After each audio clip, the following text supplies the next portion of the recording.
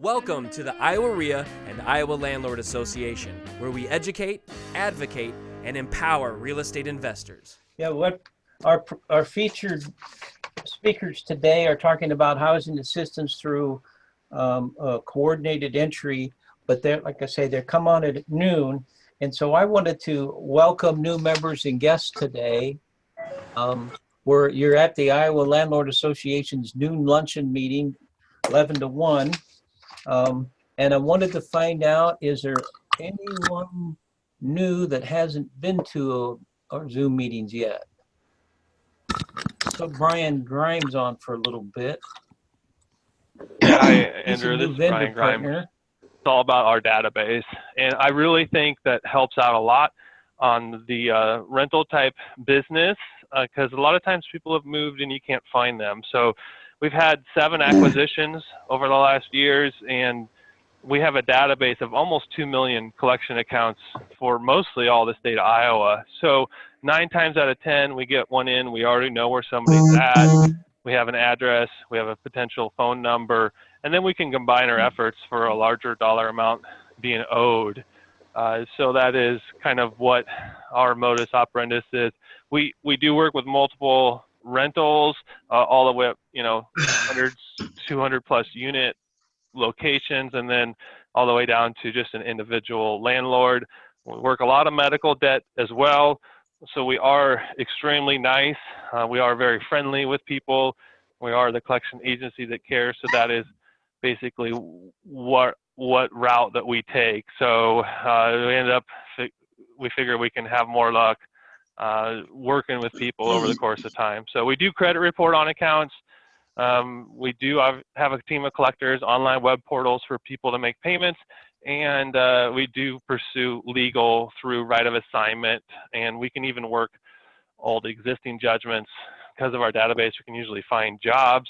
We also have several vendors that we work with to be able to find employment and whatnot. So that's kind of a high level. We do have a scheduled webinar that we're going to be doing. I think it's actually November 12th during your meeting. Unfortunately, I'm going to see if we can maybe change that.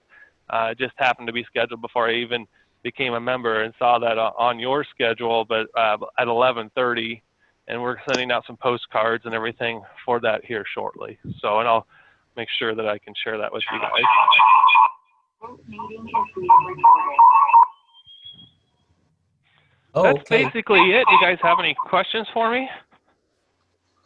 No, No, thank you. that was an excellent introduction, and I'm sorry I didn't put you on the spot, but from our conversation, I had little doubt that you would be able to very quickly and accurately describe your business. When you said 65 years, that's long before they invented computers. I don't even know how you would go about doing collections without computers. That had to be interesting. Well, it was a little bit before my time. This is a family business. My father has been involved for 37 years.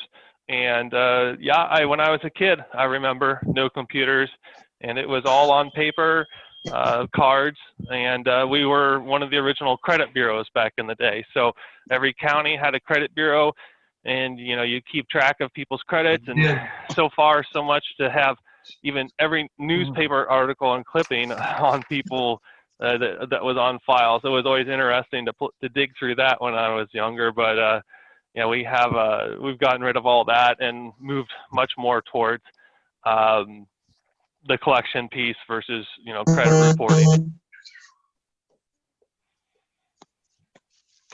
Oops. Uh-oh. So, yeah, your company was going door to door to collect money 50 years ago? Never under current ownership has that been the case where we go door to door, but I think it might have been at one point in time, a long time ago. But no, it's all phone calls, letters, credit reporting, legal. Oh, yes, I'm sorry. 50 years ago, yeah, phone was available. So it had phone call mainly. Yeah, mostly phones. Now, I don't know, going back, the previous owners, I don't know exactly what they did back then. But we have old books and logs of credit reports. It's really interesting to see. Yeah, that would be something. Yeah. Well, and so for landlords, I know that's probably not a main focus of your business, but it does get to be difficult to manage your current rentals, and then you've tracked down and sometimes file money judgments. For a long time, we had an awful lot of evictions that were going on, and people weren't bothering to file money judgments with it. They just wanted the people out. Sometimes, though, I think we leave thousands of dollars maybe on the table, and so I was happy to hear Brian. I mean, he called in out of the blue and said, "Hey, we want to consider bringing some services to you, because as this eviction moratorium lifts, there will be people that owe quite a bit of money, and I think it'll be a much higher number of cases being filed." So I appreciate you introducing your business to us. Once again, it's Credit Bureau Services of Iowa, and we'll look forward to it probably in December, having you be a featured speaker and tell us more about your business and how some of our members might benefit, because it does become time consuming. It does become complicated, and if you really like complicated, that's one thing. But some people just want to get on with their life and maybe get some money collected. So we'll look forward to more details later, Brian, and thank you. Thank you, Andrew. Yeah, Appreciate thanks the for coming. opportunity. Great. Now, do we have any other vendor partners on today? I don't see anyone, but it's possible. I think is Craig. I see the name Craig. Is that Craig? Which version of Craig is that? Come in, Craig. It's going to be a segue into letting him take control of the meeting. And what I'm going to do, though, is I'm going to go ahead and start a slideshow, because Tim's got some exciting things to share. This may not pertain to you immediately. It may not pertain to you in the next several months, but you may know another landlord who has someone who maybe is in this situation. And so I hope this ends up not being a waste of people's time. And I really appreciate Tim and Kelly coming on. I don't know if Kelly was successful in getting on, but I know Tim's here. So with that said, Tim, I have a few slides that I'll just briefly introduce you. Like I say, Tim has been involved in housing, in the housing emergency services, kind of funding programs for quite some time. Let me see if I can find you on, there we are. Feel free to speak up and let us know how Home Forward Iowa got started.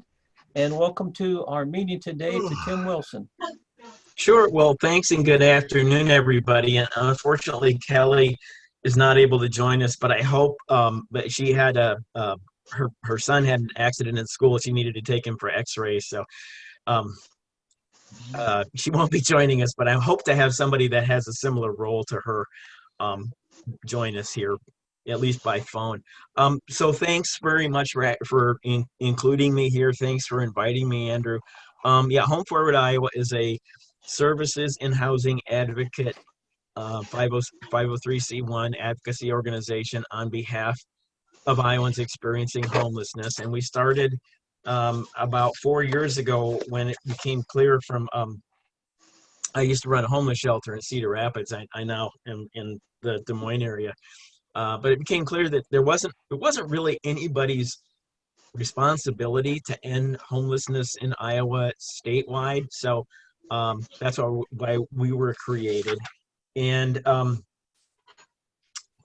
here with you today, I think, primarily to talk about the emergency solutions grant funding that became available through the Federal CARES Act. And Andrew, I don't know if you wanted to say anything before I get going, or just I'm just kind of going from the handout that I had sent you. No, you go ahead and get started. I would say that we do have that handout posted up here, and if you want me to reference that and have it on the screen, I'm pretty sure I can do that. This There we is go. Yeah. what you sent out to us. Yeah. So basically, this funding is, as I said, it's new through the CARES Act. It is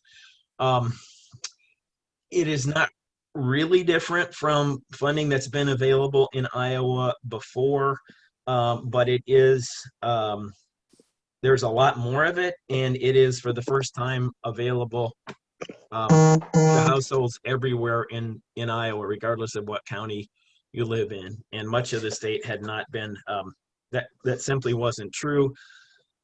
The funding, this wave of funding, and there's still more to come, focused on two areas. One was rapid rehousing, which we've had for a while. That's throughout Iowa. That's basically anybody that's literally homeless to get them into housing. And the other part was homelessness prevention, which is primarily what I think you folks are probably most interested in. And that is housing relocation and stabilization services, short and medium-term rental assistance as necessary to prevent an individual or family from having to move into an emergency shelter or live in their car or someplace, something like that. So basically it's to keep people housed. And this, as I said, the funding is available throughout the state. Now it is run in different areas in those different colored regions by different agencies, and the particulars, the rules are, or the paperwork at least, are a little bit different everywhere. And if you want to, after this call or whatever point you'd become interested, let me know, and I can get you connected with whoever it would be in whichever of those colored areas you'd be most interested in talking. But what's nice about this is there are some waivers put in place by HUD for things like limited to the fair market rent and income of 30% of the area median income or lower. Those are being waived. And there are some other things that clients that have applied to this funding in the past that are not in place for now. And for now is scheduled to last at least through the end of next year. Now that's if funds last, but as I said, we're expecting some more funding. So basically what I talked to Andrew about was helping. We want to help landlords understand how to help clients who they're not getting money from, or not getting, what you're owed from, back to the beginning of the pandemic, and to be able to access that so that you can get some income. They can stay where they are. You're not paying lawyers to evict them wherever that becomes possible. And so that's why I'm here. And I'm not sure, not seeing either of the people that I had asked to step in for Kelly, but I will do the best I can to answer questions that you might have about this. So the types of rental assistance that are available is rent in arrears and also for current rent. And then here's the types of financial assistance. The rental, they can actually use funds to pay rental application fees, security deposits, utility deposits. Everybody can read that. Last month's rent. We like that. Yeah. It goes back, it can go back, for, like I said, to the beginning of the pandemic. And I should say, and again, that's generally it can. The specifics vary a little bit from region to region. The other thing I should say, and it says in the handout, is this is different from the Iowa Eviction and Foreclosure Prevention Program that's run out of IFA. So there are folks that are eligible for this that wouldn't be eligible for that because of higher income. Oh, yeah, it says, okay. So yes, one of the things that you mentioned about was the waiver. When, when you say waiver, what can be waived, they're saying this is opening up the program to more people because the third-party income verification is no longer required, at least for this current program. The sleeping room requirements, I think maximum of 2 per room or something, bedroom, that's no longer mandatory. But this income of 30% of the area median income or lower. I think we had a chart, and I might have posted that, sent it out. That's posted, yeah. I think it was actually in the email message that we sent out. Let me see if I can find that quickly. We sent an email message out about the presentation, and I think there was a chart included. Let's see if I can get to that.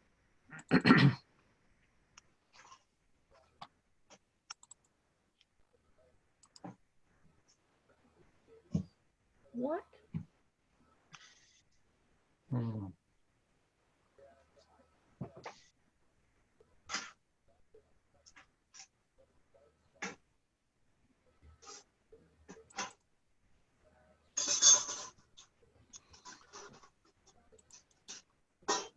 I don't know that this is going to be it.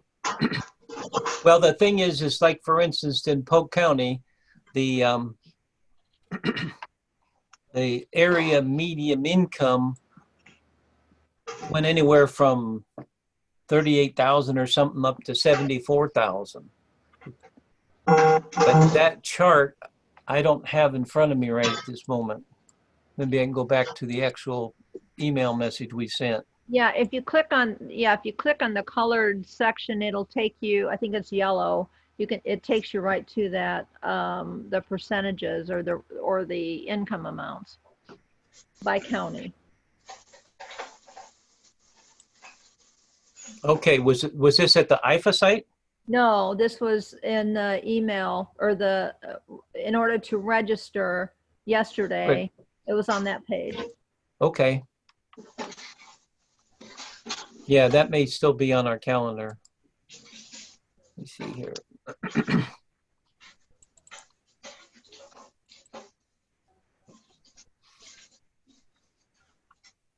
Yeah, right there.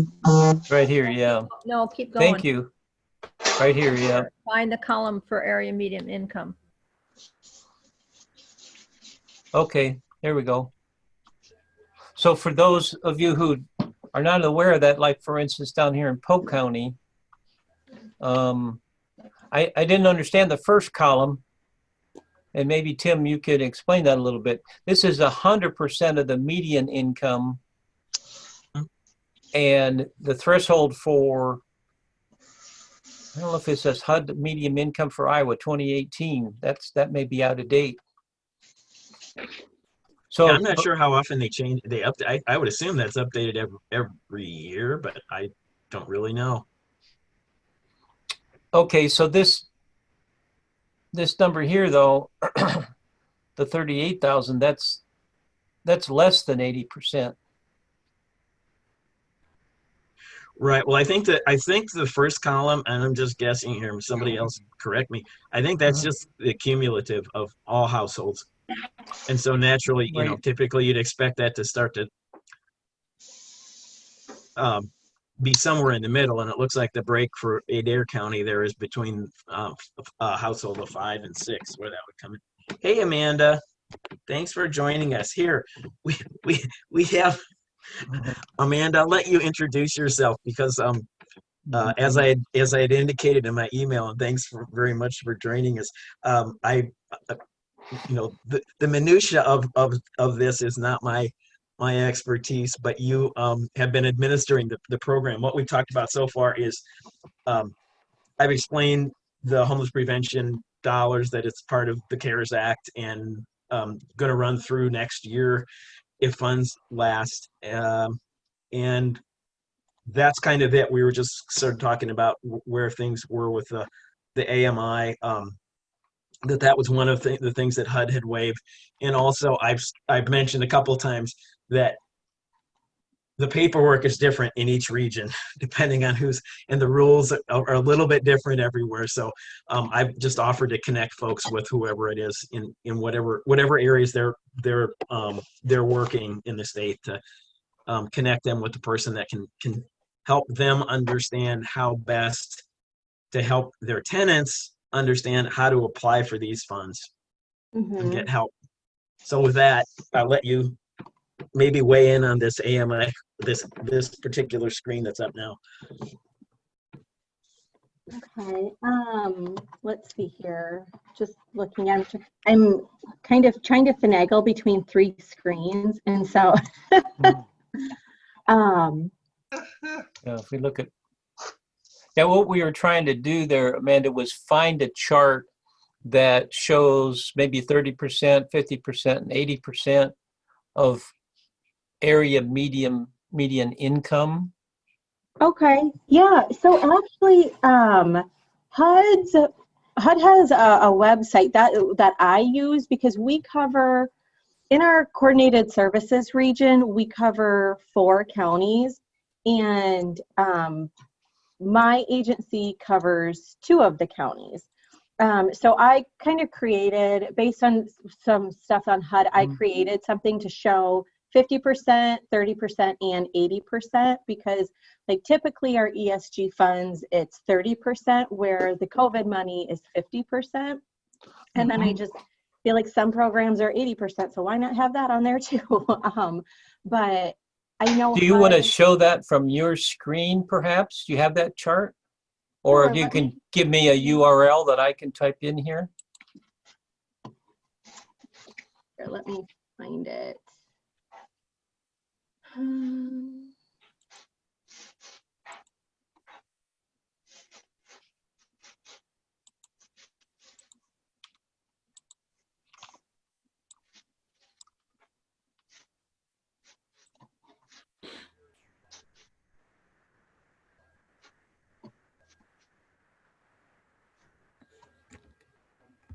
So let me see here.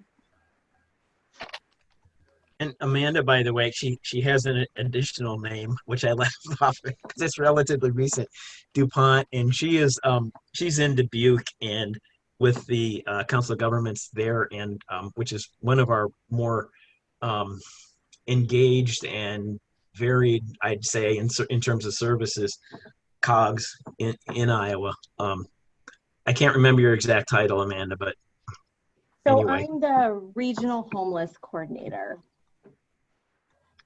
So I tried sharing my screen, and it said host disabled participant screen sharing. Oh, okay. Well, I can enable that. Okay. And actually, so my screen's kind of goofy, so I'm just going to log off really quick and log back in, because I think my screen's kind of super split. So I'll be right back, okay? Sure. Okay. So yeah, here's a table that's showing this. The Housing Trust Fund is that, you mentioned that Eric Burmeister, Pat did.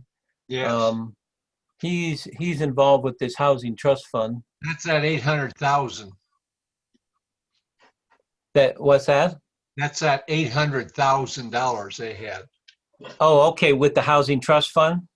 Yes. Yes, and you add another 0 to that, and it makes 8 million, and I think it's around 8.5 million that Tim and the organization he works with has available. But it's covering a whole state, and it's first come, first serve, I presume. And like you're saying, you think you have enough money to make it to the end of the year, but I don't think they're going to make it.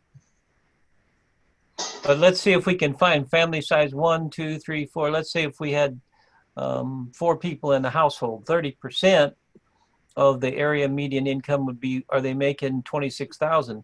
That's been raised so that people that are making, the household is grossing 44,600 a year. Then the maximum affordable rent payment's $1,115. Well, all of a sudden, that includes a lot of properties. Amanda's back with us. A lot more than the 669 does.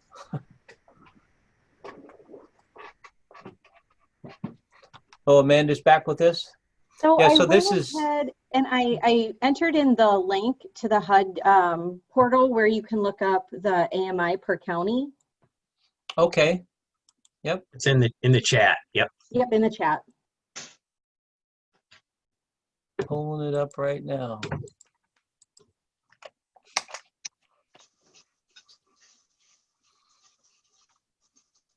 Okay, year 2020. Mhm. Care for documentation. Do I want to pull up a table on data? So if you do the access individual median income areas, Okay, let's see. so if you Access.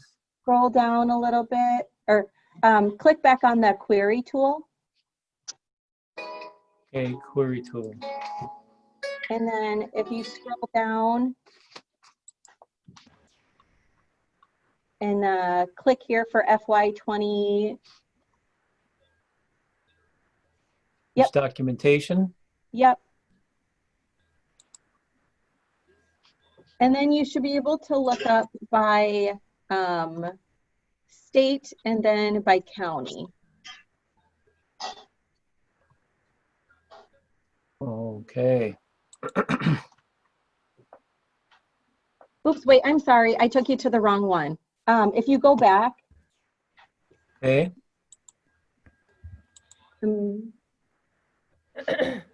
You click on the, it would be that one. Yep, click on that one. Oh, income limits. All right.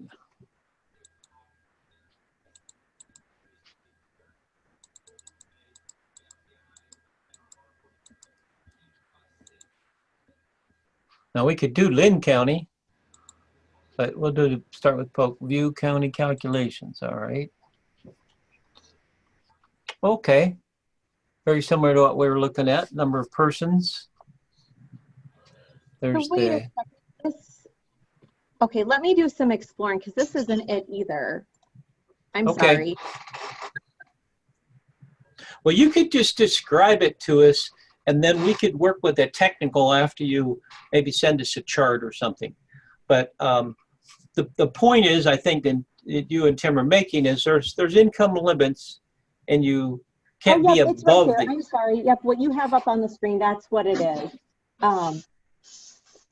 Okay, so once again, family of 4 in Polk County, for instance, if they were 44,600 in a household of 4 people, then they would be eligible for assistance, right? Mm-hmm. Okay, and that's for the Special Emergency Solutions Grant Program. For the COVID money, yep.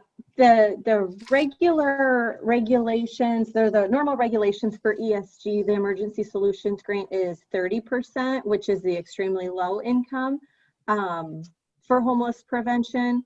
But yeah, the COVID money, it's at 50%. Okay, and so then if I go back to our chart here, if we're looking for instance, how does a tenant apply and what they're applying for, is they're trying to get financial assistance for the application fees and various different things are allowed. We can even get security deposits, utility deposits. So the HUD program is really trying to make sure that these people are not housing insecure. Right. Right? They don't want them out on the street, which that's good. But I've seen a lot more people out in the street. So our members, sometimes they have time to help people, and the association actually needs to have a couple of charities that we work with. So that's why when daughter Hannah called me and then put me in touch with some people in the area that are helping with this, I thought, well, at least we're going to do is expose to our members the possibility that some of their people, they just aren't going to be as aware. You know, so these types of services are available to people, but they need to first call these numbers, right? That's Mhm. the primary way they get access. Is there any potential screening that we can do, like on that income, or you would just stay out of that completely and say, call and find out if you're eligible? What do you think? I mean, you can do that. I know, like in the Eastern Iowa region, which is the region I'm in, and we cover Dubuque, Delaware, Jackson, and Clinton. Kind of the process that we've kind of rolled into, especially with the homeless prevention, because there are other resources with the Iowa Finance Authority, and then we also have other resources here in Dubuque with the city of Dubuque with some other funding that they have. They have to prove COVID related though. So we have them call us and kind of go through some things, and we'll put them on our prioritization list, but then also make the referrals out.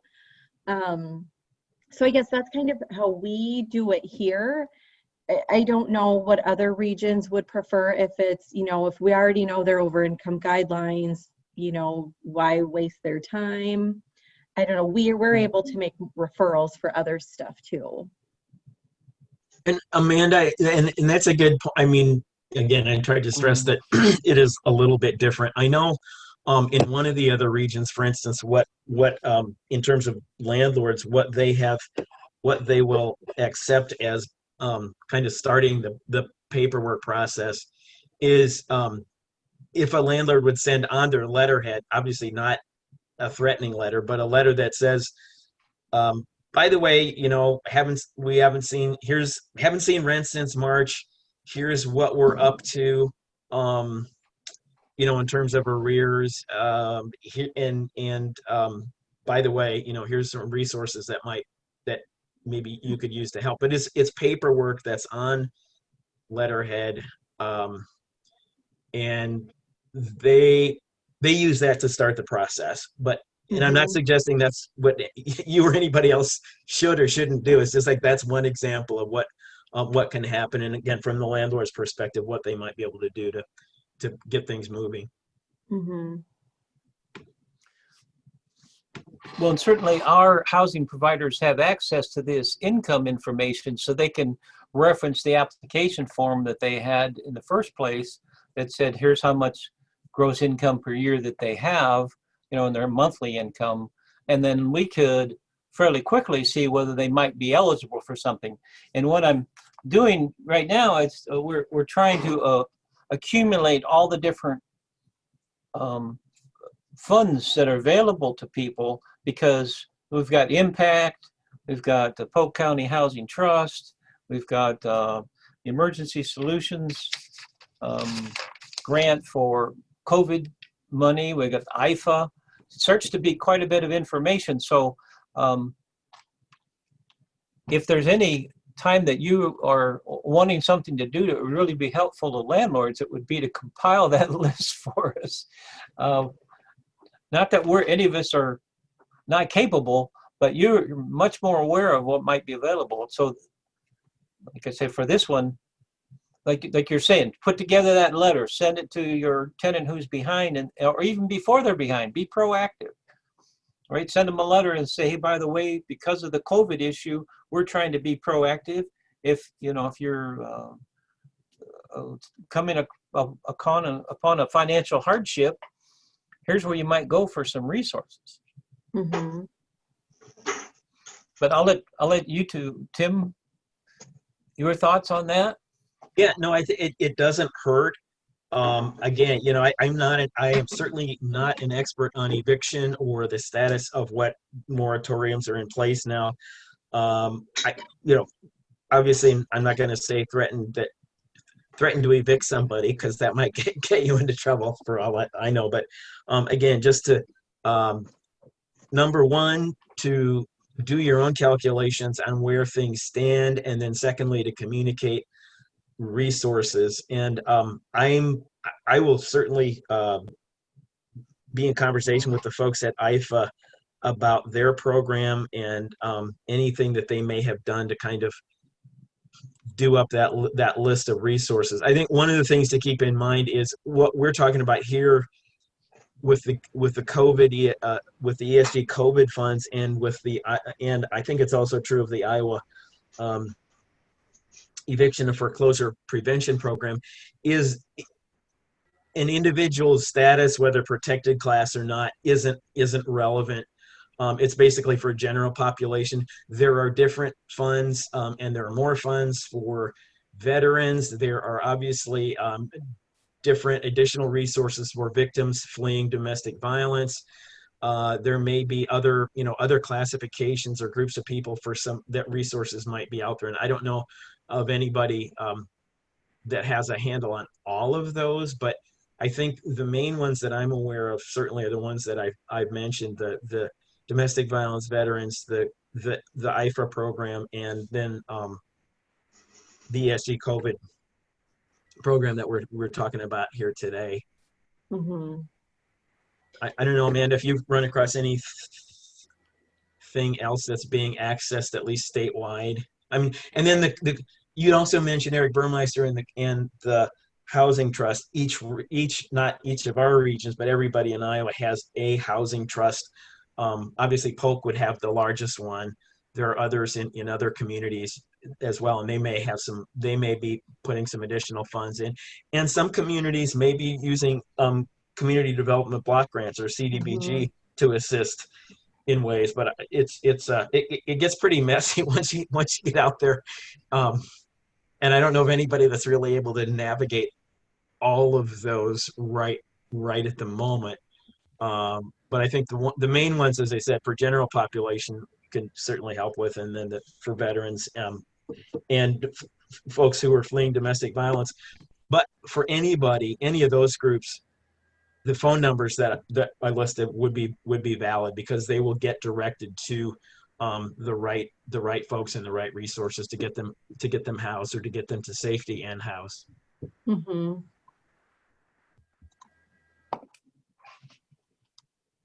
And kind of to piggyback on that, I agree. There's really not one provider that has their hand in everything. I will say that it's one thing that's nice with our region. We have the hotline. So when somebody calls, some of the first questions we ask are, were you ever in the military? Because if so, there's way more resources for somebody who was ever in the military. And, the provider here, they're able to help individuals more than just the individuals that have an honorable discharge. They can look at the dishonorable discharges or the something other than, because they have other pots of money that they can connect to. So, we kind of ask some of those screening questions so we can make appropriate referrals for, depending on what their situation is, what their background is, to see what they would qualify for, so they can access the most resources. Okay. So Amanda and Tim, your program, is it designed for someone who's currently in a rental property? They're already currently a tenant. It's not designed so much to help someone who isn't currently a tenant, maybe somebody moving in from out of state looking for a place to live. That's not who your target audience is for these funds, right? So with ESG, there's technically there's 3 components, but for that rental piece, there's 2 main components. The rapid rehousing is where we move somebody from a literally homeless situation. So either we're moving them from shelter or a place not meant for habitation and helping them get set back up. So we can do the security deposit, utility deposit, rent assistance, things like that, along with the case management services. And then there's that homeless prevention piece, where our goal really is with that to target the individuals that are at risk of becoming homeless because they have an eviction notice due to non-payment of rent. So we want to help those individuals stay in their current unit if that relationship between the tenant and the landlord we're able to work through that. But then too, sometimes we find people that are doubled up. So, if you have a tenant who all of a sudden let a friend or family member live with them, we can try to move those individuals to a new unit with the homeless prevention funds and assist with the deposit and rent and things like that. and these are what Amanda's talking about. These are some of the variables that you're going to find going from one region to another. But yeah, we really, I mean, the whole point of this funding was to keep people from becoming homeless and to keep landlords from having,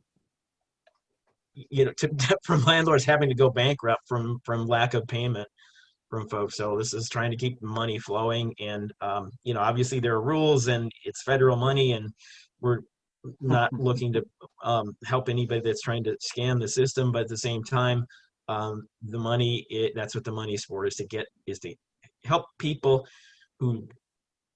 stay housed, and especially for this money for people that don't have, that have lost their income or their income's been significantly reduced.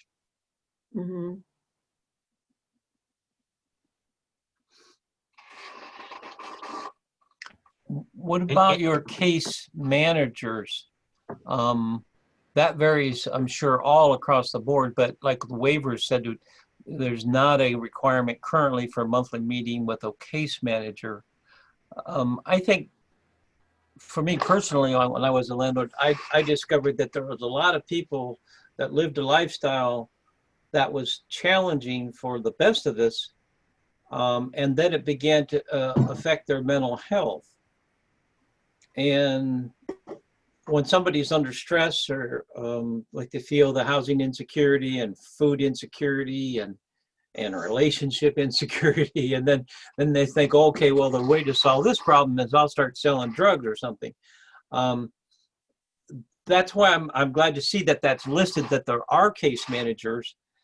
If a landlord has someone that's a bit of a problem tenant, do you know of resources in the city where they can say, maybe you need to visit with somebody that's, like I say, like a case manager for these times that we're in, that can help them with coping?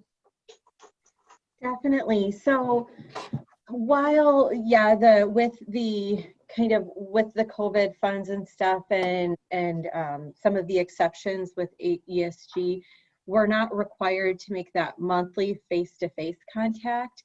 I will say with our ESG funds that we operate, we've still kept that in place. I mean, when we were in the thick of COVID, we weren't meeting face-to-face, but we were making that contact over the phone.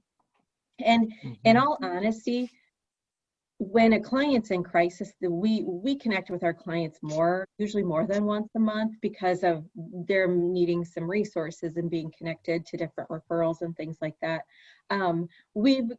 While it's not required that we do that face-to-face contact, we've kind of tried to go back to that as much as we could, because really we're finding with our clients, it's more effective to meet face-to-face. And I don't know if part of that is because too, we operate a permanent supportive housing program where that population is high need, and the setup is a little bit different. So we're meeting a lot more regularly. But we've had instances with ESG funds where landlord was getting ready to serve a notice because of whatever was going on. So we can meet with the tenant and say, okay, you can't have somebody living with you. This is what, if you want this person living with you, this is how you go about it. Or you realize this isn't the landlord responsibility to make sure that this, that, and the other thing happens. This is your responsibility. Just trying to, we try to be that middleman support for both the tenant and the landlord. And I mean, I will say, I feel like we have a really good core group of landlords that like working with the programs because they know they have that support with us. Mm-hmm. And throughout the state, the agencies that are responsible for running this ESG program have case managers on staff. They may have a specialty. For instance, several of them are domestic violence service providers, but they do have relationships through the regional format that we've developed. So if they don't have the right match, you know, if it's somebody that's needs Gambling Anonymous or some you know, or some other kind of addiction, and they don't have that expertise on the staff, they do have partner agencies within the community, and they can make referrals to those to folks there. And somebody is certainly welcome to work with their you know, if it's a veteran, for instance, they can continue to work with their county veteran office if they want, or with their minister or whoever they're already working with. But there are additional resources available for case management if that's called for. Mm-hmm. Yeah, hi, Tim. I have a question here. Yes, sir. Yes, sir. Do they have any program or any help for the suffering landlord? They may be filing bankruptcy if they can't pay the bill. You know, that would be a great question for IFA. I'm not aware of anything, but this would, you know, it wouldn't be something that would necessarily come across my desk, I guess I'd say.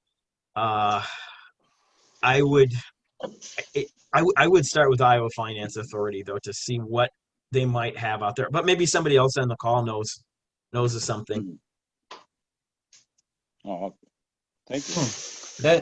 That's a very, very good question, because I remember when the snowball started happening back for me back in way back in 1981.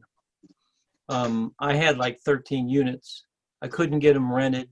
I couldn't get them sold. And I was 28 years old when I started buying, and so I was about 31 by the time I quit buying. There was a period of time when it was almost addictive to try to acquire more property. And that's one of the reasons I'm so passionate about helping landlords, is because you can get in over your head and you don't realize, look, I can't buy this next property because the ones I have, they're problem children.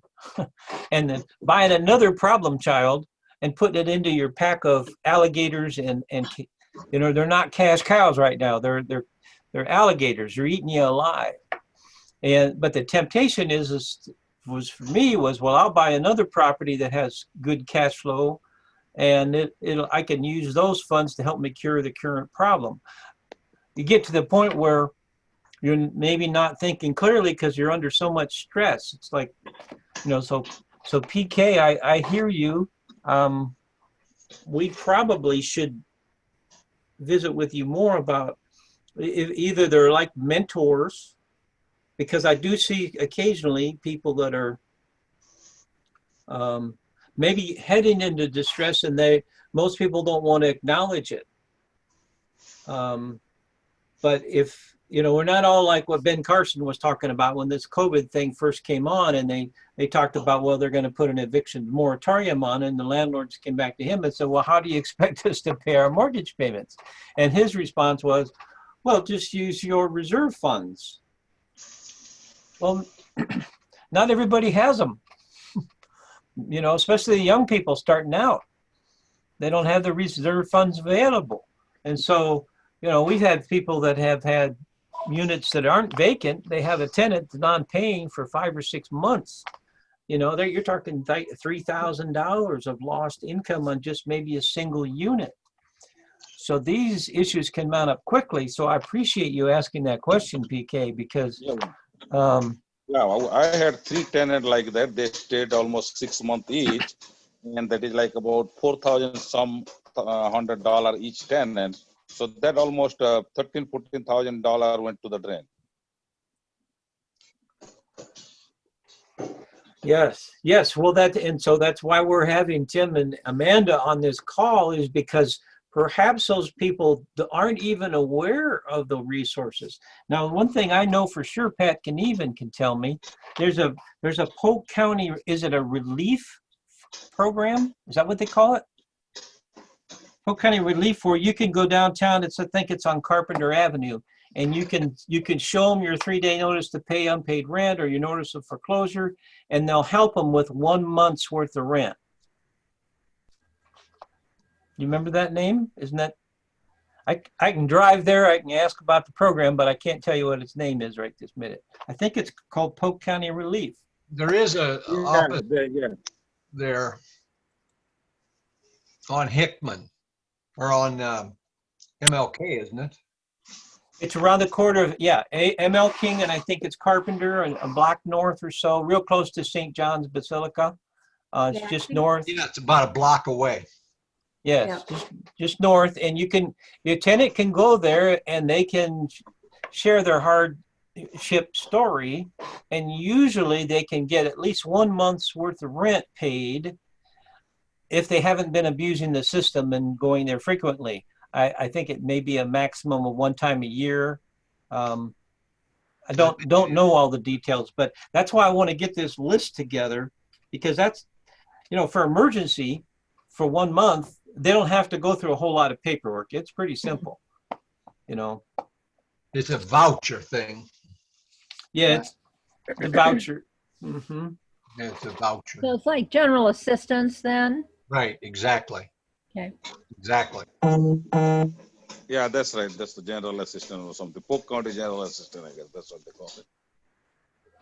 Well, I know what we've run into in Cedar Rapids area, and even some of the outlying counties, are that with the derecho occurring and the amount of damage that we've had, we also have tenants in properties where perhaps they have lost their job as a result of COVID, and or maybe just aren't working full time, and it's very tough for them to pay rent. And then we had the derecho occur, and so we have a landlord whose margins maybe aren't very good, especially if the tenant is slow paying or is not paying, because they know they can't be evicted based on non-payment.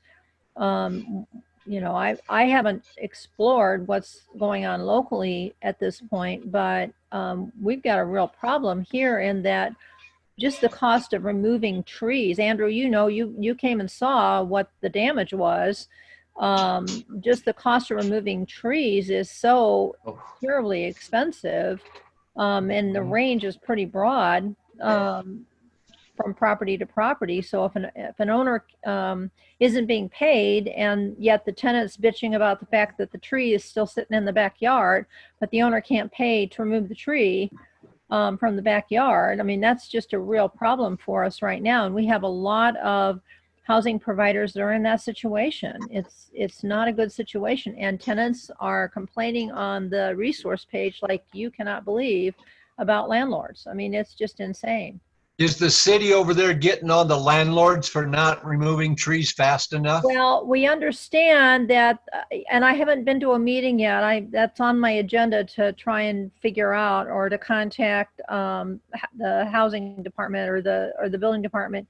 My understanding is that they were making statements about, or making noises about, coming after landlords about these trees. Well, if the tree's in the backyard and it's not hurting anything, maybe it doesn't need to come down at this point, or maybe it doesn't need to be out of the backyard at this point. But we've got tenants that aren't paying rent who are insisting to do things, and that's not realistic at all. And so there needs to be some resources available for those housing providers where they're stuck between a rock and a hard place.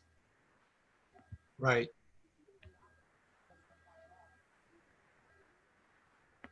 Well, Andrew, is there anything else you'd like from me and Amanda in particular about this?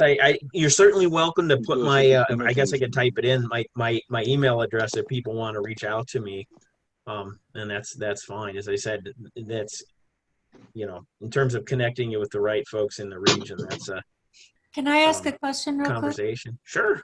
Do you know of anybody specifically that a tenant with disabilities would be better to start out with to get help paying rent? Is there anything specifically for the disabled compared to the other programs? I guess I'm asking. Are you talking about like moving forward or back rent? Moving forward. So I know you might want to connect with your public housing authority. I know here in Dubuque County, our county housing authority, they were able to get another arm of vouchers that focuses on individuals. It's specific for individuals with disabilities. And so they're able to go through their list and prioritize individuals with disabilities. And then actually too, if it's somebody with a disability and they're homeless, they're able to bump those individuals to top. So sometimes the Public Housing Authority has special vouchers that they're able to set aside for different populations. Okay, thank you very much. Mm-hmm.